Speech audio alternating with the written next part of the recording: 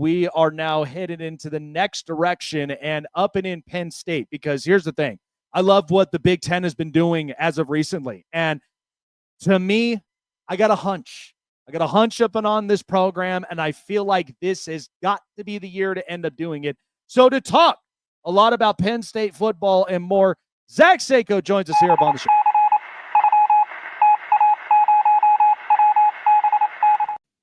So I got to say, Zach, to me, Penn State, what I've always loved about them is that they have developed so well on defensive fronts, especially with these pass rushers in the last few seasons. And we know that this is more of a grit and grind type of program. It's just the way that, James Franklin loves this. So last year, coming up very closely against Notre Dame, to me, I just think Penn State, and you could probably agree with me on this possibly, but to me, it's like they're missing that X factor in a way. And obviously, big play, when it comes to the offense, I know with having Tyler Warren, he was a fantastic tight end. And then having Drew Allar, you got what you got, but you got a very good productive quarterback. I'm glad he's coming back this season.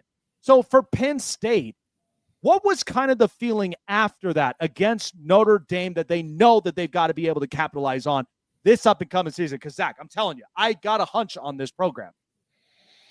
I mean, they did. They bought in, right? They brought back Drew Allar. They brought back Nicholas Singleton, Katron Allen. They were 3 points away. And if Penn State had the ball. They had the game-winning drive right in front of them. They were also a dump-off pass into the flat. They score that touchdown with Allar missing his running back out of the backfield. Singleton should have caught it. Allar should have hit a 5-yard pass, whatever you want to say. That's how close Penn State was. It wasn't this dominant victory by Notre Dame. It was 3 points, but 2 plays were the difference overall in that game. So Penn State brings that core back aside from, superstar guys, Abdul Carter, Tyler Warren. But you get a better version of Drew Allar. You get a better version of Nicholas Singleton and Katron Allen. May I mind you, they have 2 superstar running backs in the fold. So if anybody's going to criticize Penn State and say, well, who are their X factors? Who's that? They don't have Tyler Warren anymore. They don't have Abdul Carter. Okay, well, Nicholas Singleton and Katron Allen could have been day 2 NFL draft picks this season. They're both back as veterans of college football. I would argue that, okay, you have Jeremiah Love. Nicholas Singleton's probably consensus number 2, the consensus number 2 running back in the nation. You have 2 top 5 running backs, conservatively, if you're Penn State.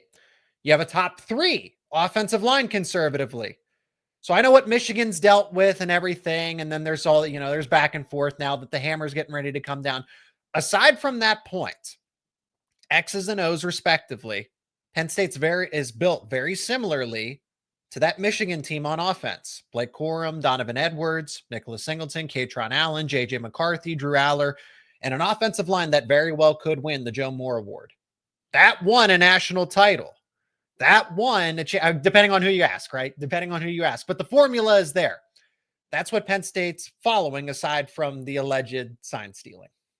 Yeah, and it is interesting because I mean, watching this team for as long as I have, I mean, they've always been built physical, and that's kind of the MO of the Big Ten. It's a more physical, in the trenches type of conference, even when you're looking at a lot of these teams, like even with Michigan and Ohio State and several other teams. But I just feel like, I said this about Ryan Day 2 years ago, when people were just like, he ain't getting it done in Ohio State. And I'm just like, okay, hold on, timeout. Like, you're getting a guy who is winning games of this program, is getting you into these positions. When do we start to kind of hold and pump the brakes here and give it at least a shot to see what he can do from this? And he just proved it this past season. When I look at James Franklin, Zach, is many people have had some sort of skepticism around, because we know that, one, he's very invested up and into the program. That's never been a problem with him. It shows up for the kids, shows up for this program, and he's ready to roll. But this season, I feel like he's on the spotlight. And for many reasons, because the team only lost by 3 points. They've gone in. And so now the ball is in his court. So when covering this team, has there been thoughts about this with James Franklin and saying, if let's say you're up and in the seat and you're like, if we don't get this done, something has to be able to work in order for Penn State to really show up and get into that big dance at some point, right? I mean, if you're alluding to Penn State needs to go in a different direction if they don't win a national championship this year, I don't think that's the case. Now, if they absolutely crash and burn and fumble this, they miss the playoff, or they get bounced in round one, you definitely have a lot more people. It's justified if you say that Penn State does need to go in a different direction. Why Penn State's been that 10-2 team throughout most of James Franklin's tenure is because, frankly, the university has given him 10-2 support. Okay, whether that's NIL most recent over these past 4 or 5 years, and before that, Penn State's never gone out and gone after some of the top coordinators in the entire country until recently, until Pat Kraft, Manny Diaz, and then Tom Allen, and now Jim Knowles, poaching him from Ohio State. Penn State didn't do that beforehand. It was always, well, okay, you can go get your third best option. You can go get your fourth best option. It was never the top option. So now that's no longer an excuse. And you see how when that changes, Penn State keeps getting incrementally closer. Since James Franklin isn't playing with a deck that's third or fourth best, and now it's go get your top offensive coordinator candidate. Got him, Andy Kotelnicki. Go get your top defensive coordinator. Money's not an issue. Go get him, Jim Knowles. Okay, so now the excuses aren't there anymore. James Franklin acts more as a CEO. I'm never going to sit here and say that he's a better X's and O's coach than a Steve Sarkisian or a Kirby Smart or even a Ryan Day. But with the way that he delegates and manages and tries to balance all these different responsibilities, it's why Penn State is where it is. But they keep taking that one step closer. They get closer. Okay, so now the idea is that, hey, you got to the semifinal, you get to the championship. So if Penn State gets to the semifinal again, gets to the championship, they don't happen to win it, I'm not firing James Franklin if I'm Penn State. Again, it shows continued progress. Is it disappointing? Yes, but it's not the entire. Let's knock the house of cards down, because then why would you hit the reset button when, again, you take another step forward? Yes. It's interesting because I think, we're so used to this because I say it all the time that we live in a caffeinated society. I blame Starbucks and Amazon because the fact of the matter is they're so quick to just hit the gavel and go, well, no, we're done. We're going a different direction. And then it's like, but it's not that simple to end up rebuilding afterward, because you got to think about recruitment. You got to think about the transfer portal. Yeah. You got to think about how you got to figure out your identity. Because at the end of the day, when identity changes start to happen, it's like it's a whirlwind.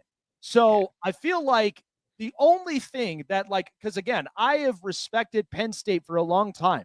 But to me, it's like, when are they going to get that over the top? To me personally, I've watched a former Penn State receiver, Keandre Lambert-Smith, end up going to Auburn, and then he gets drafted. To me, I think he's a very nice pick. To me, he goes and gets those go routes up from there to where it's a go up and get it type of situation, use the speed, got good hands. So when Penn State, it feels like that's the one thing that I'm like, they need to fix, because quarterback, I got it. Run game, I got it. Defensive front, I got it. Wide receiver, I mean, I keep hearing this all the time that when it came to the last receiver that they had in the past, and Chris Godwin, they're like, when are we ever going to have that again? So is there someone in line that we know that could potentially be that breakout receiver that they know that they need to get the big plays out the way for Drew Allar? So they put a Band-Aid on this for now. They went through the transfer portal again, and they're going to roll the dice, and they're going to say, okay, what can we get from three transfer portal additions? One of which all conference from the ACC, and Trevor Pena. And that's something that Penn State would not do. Go get the premier player at a position of need at a last minute's notice. Again, that's something that James Franklin hasn't really, I guess, had the full commitment to. Again, within reason, you can do that. But the top guy available in college football free agency, and you go get him and Trevor Pena, and then you go get a linebacker and Amari Campbell. But for wide receiver specifically, they got 3 new starters. All of them are veterans. It's good because this is top of mind because I got ready to talk about this in an upcoming episode. Kyron Hudson from USC, Devontae Ross from Troy, and Trevor Pena from Syracuse. Those are all capable veterans. They're not going to be superstars, but I think if you have a good player here, a good player there, and a good player there to go along with a top 3 offensive line and the best backfield in the country, 2 superstar running backs and a veteran quarterback, whether people want to dunk on Drew Allar or not, this is a really great setup for him to just hand the ball off and do nothing and then hit those easy passes, play action. So wide receiver is better than what it was. You bring up Keandre Lambert-Smith. There's a lot of context to, what was going on there with Mike Yurcich and everything else. So would he have been the difference in that game against Notre Dame? Maybe. It's fair to say maybe he would have been the best option of between what Penn State had at that given time. But I like these 3 wide receivers for Penn State. They're also in pretty good hands at tight end. They got a new breakout star in Luke Reynolds waiting to happen. Khalil Dinkins, solid veteran. Andrew Rapplier is another rising player. Like the depth chart is stacked at tight end. Yeah. So this offense is, to an extent, idiot proof. Like you almost can't make if everybody stays healthy, of course, if everybody stays healthy, but wide receiver, much better spot than what it's been over the past 2-3 seasons.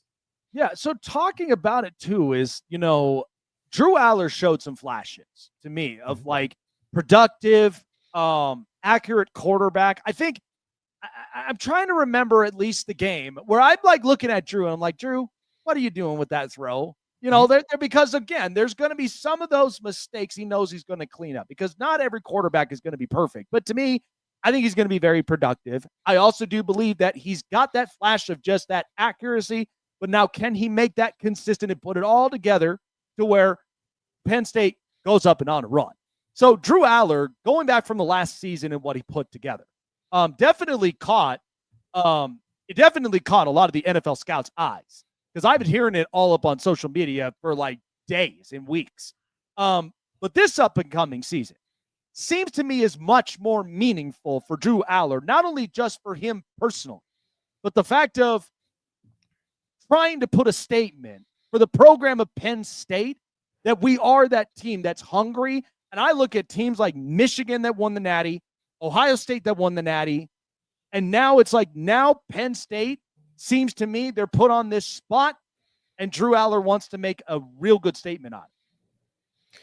Yeah, it's up to him. I mean, this team goes as far, again, that's why I think it's fair to make the J.J. McCarthy comparison because he's not going to be the team that wills Penn State to victory, but he's also going to have to be the team of the last line of defense because it is on him for a game-winning drive.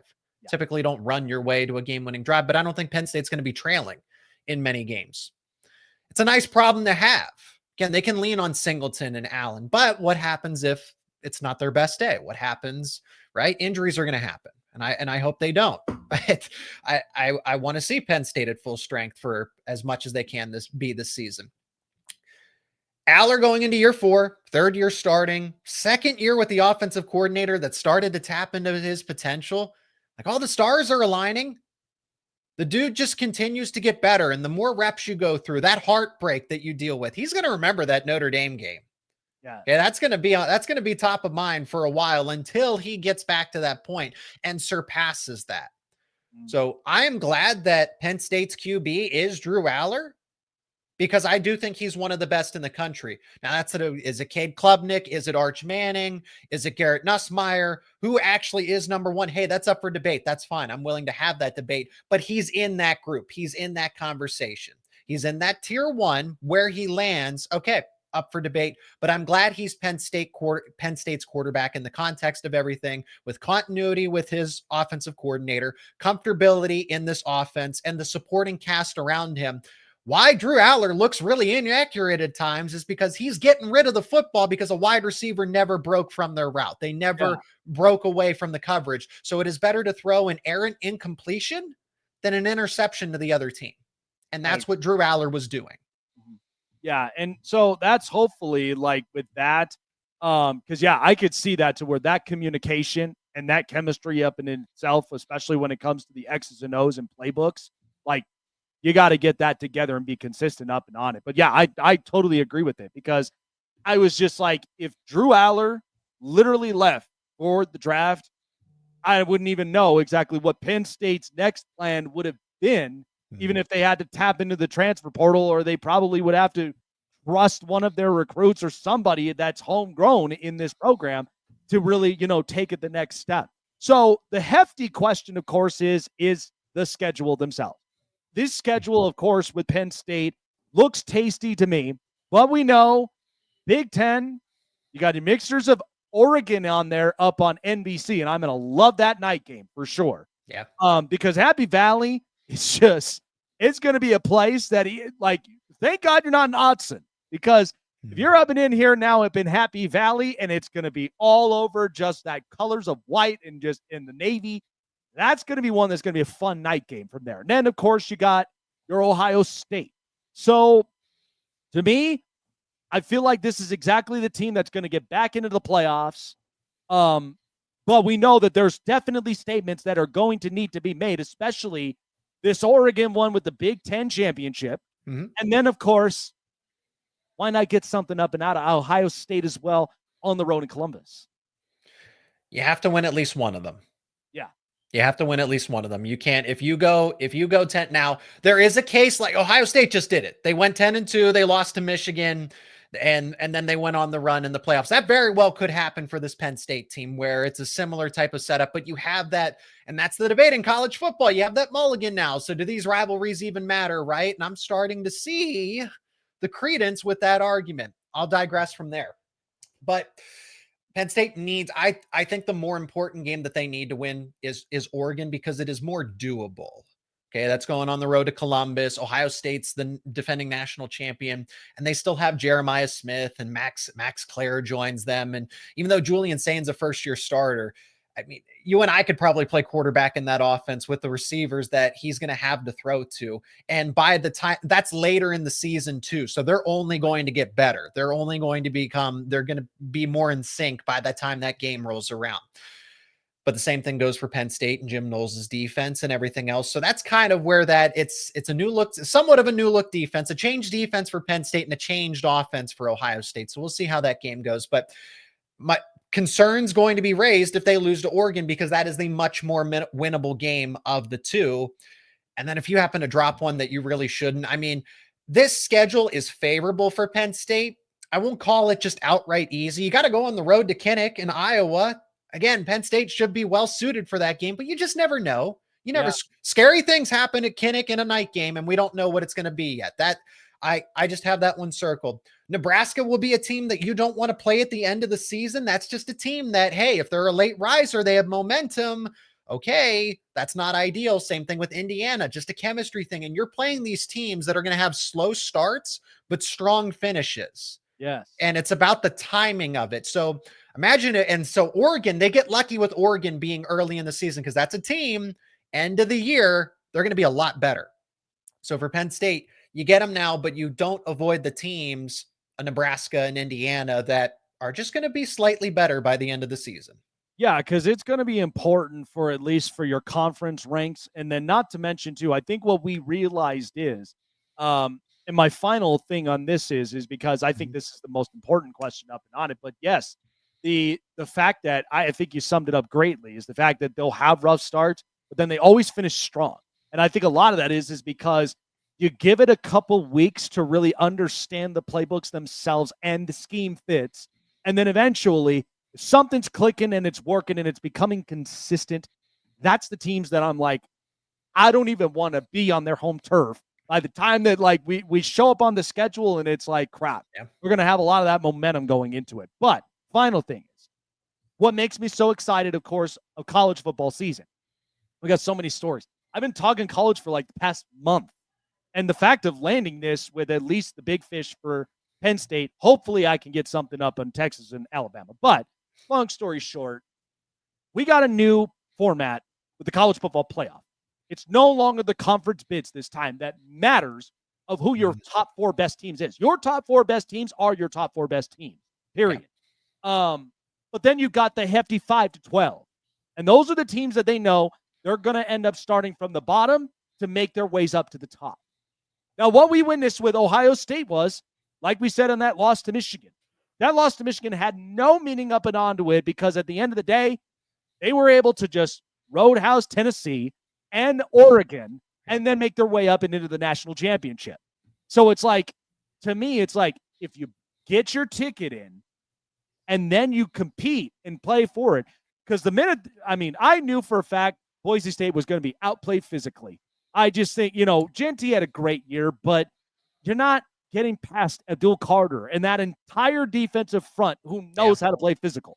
So now, with this format, this is the one where now it's every man for themselves. It's a free-for-all matchup. It's probably going to be a complete bloodbath in this one that I'm excited for. But this is the one that Penn State, they want to be the lone ones at the top of the mountain that they want to be at to win it this year, right? I mean, absolutely. And winning takes care of itself. And Penn State, where Penn State is built for a deep run, is that ability to ground and pound the football. Winning teams run the football. Winning teams can run the football because they can impose their will, and if they have the lead, then they can just sit on the football and run out the clock and everything. So at Penn State, I mean, Ohio State gets in, they don't play a conference championship, and they go on a run. And aside from Notre Dame making a late run, Ohio State basically had its way through the entirety of the playoff.